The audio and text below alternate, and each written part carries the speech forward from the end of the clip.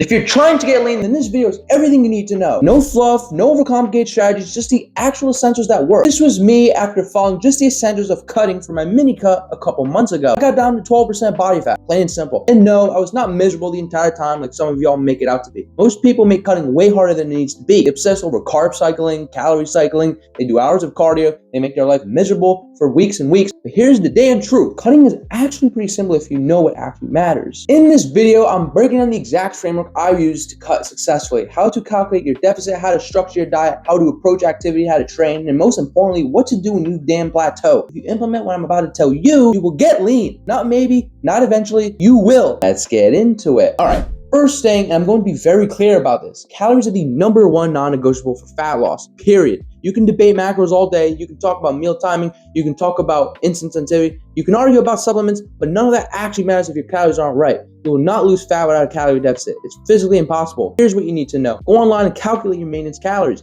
You need to be accurate here. Input your age, your height, weight, and most importantly, your actual activity level. Don't lie and say you're super active if you're just sitting on your damn ass all day. Once you have your maintenance calories, subtract 500 from it. That is your new daily caloric intake. At a 500 calorie deficit, you'll lose roughly 1 pound of fat per week. That's the sweet spot. Aggressive enough to see results, not so aggressive though that you feel like complete dog shit. And here's something that I need to say. Carb cycling and calorie cycling are not necessary. Everyone talks about it like it's some advanced strategy that matters so much. It doesn't. Yes, carbs during the training window are the most valuable and anabolic, but it does not mean that you should restrict on rest days when you are supposed to recover. Carbs are fucking recovery. Argue with a wall. The rest day carbs that will refill glycogen stores will still be used the next day for your training. It doesn't just go away after one night. All carb cycling does is add complexity to an already annoying process that nobody actually enjoys. Cutting is hard enough without making it harder. Stick to one deficit, hit it every day, and let the consistency do the work. Simple beats complicated every single time. Okay, so you know your deficit. Now we need to dial in the diet because this is the second most important thing for fat loss. Yes, you can technically lose weight eating Twinkies every day if you're in a deficit based off that damn study. But your body composition will suffer. You'd be soft and bloated. That's not the goal here. For optimal fat loss while maintaining all the muscle, here are your damn targets. 0.8 grams of protein per pound of body weight, 0.3 grams of fat per pound of body weight, and the rest of your calories filled with carbs. Carb max. This is simple, this is effective, this is what works. It has been done for decades. For the food sources themselves, protein, pick one fatty meat source and 1 to 2 lean sources. Fatty sources include steak, beef, eggs, or salmon. These give you variety and flavor. Now for lean sources, canned tuna, which I personally do, turkey, chicken breast, non-fat plain Greek yogurt, or 96.4 lean ground beef. These are cheap and efficient.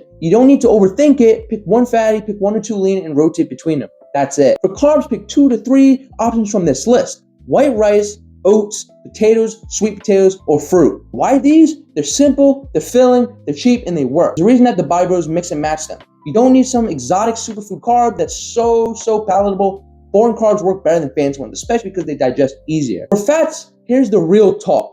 Most of your fat should come from animal sources because saturated fat is the most stable fat for optimal health. This is covered in your meat choices already, so you don't need to have all these damn avocados or nuts or nothing like that. You could add full fat cheese and whole milk for added calcium if you're not using Greek yogurt and if you're younger developing, but I'm gonna be honest, I recommend you pick yogurt as one of your lean sources. Since it's so beneficial for you with the calcium, potassium, protein, probiotics, vitamin B12, etc., it's also the most versatile. You put in your oatmeal, your cream of rice, your tuna, you could have it by itself as a yogurt bowl, whatever. On the side, you could also include raw honey and vegetables. They're beneficial, vegetables especially because they're low calorie and high volume, which means that they'll fill you up without affecting your deficit. Raw honey, on the other hand, is just sweetness heaven to cure your sweet tooth.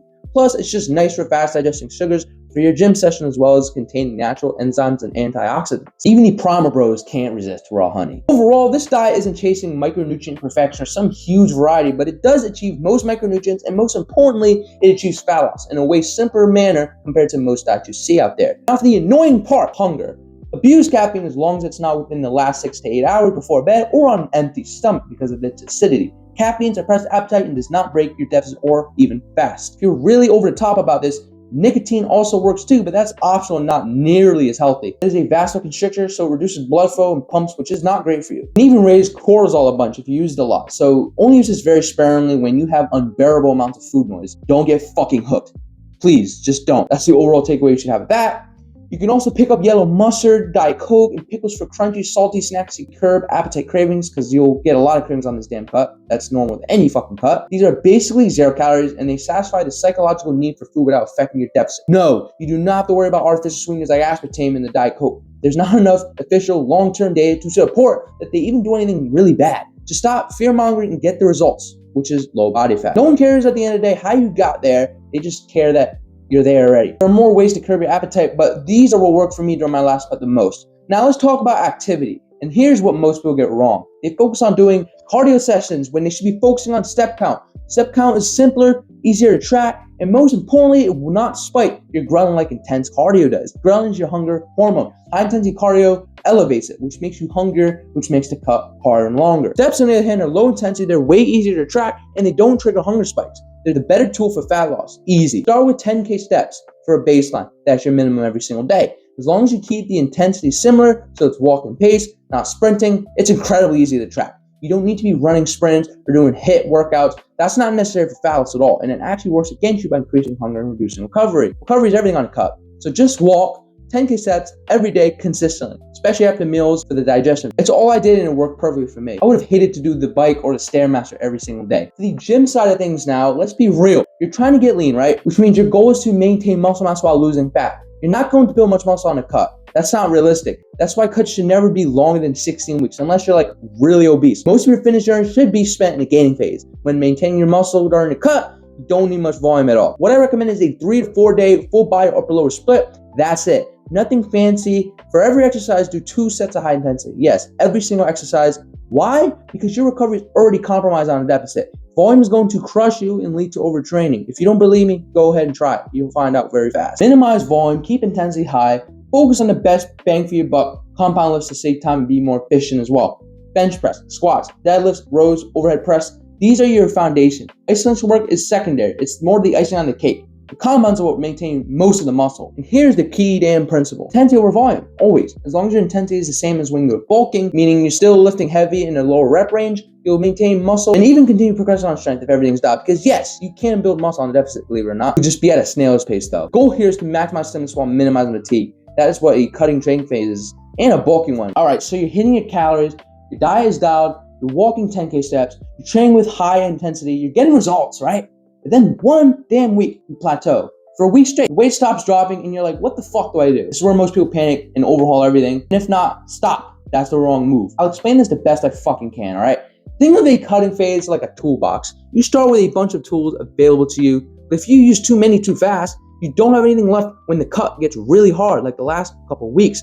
The goal is to use the least amount of tools possible early on so you have as much as possible for the end when fat loss naturally slows down. Now you might think, what the fuck kind of tools are you even talking about? Well, the tools include bumping your step count from 10K to 15K, increasing caloric deficit from 500 to 750, increasing stimulant intake due to increased metabolic tolerance, doing more sauna sessions, and toward the very end, potentially hitting 20K steps and then a 1,000 calorie deficit, depending on how shredded you really want to get. These progressive tools you pull out as needed to give your body a reason to melt more fat. Trust me, the body adapts to conditions very quickly, so do not stay comfortable. Instead, embrace discomfort and push nonstop past your limits to really use your potential worthily, because I believe everyone has it at the end of the day. Here's what you do right now. When you plateau for 1 week straight, 1 week with zero progress, you pull out one new tool, just one. You bump steps to 15K or you increase the deficit to 750. Those are the main 2 ways that you can go about it at first. Then you give it another week. If it works, great. Keep it and progress normally. If you plateau again for a week, then you pull out the next tool.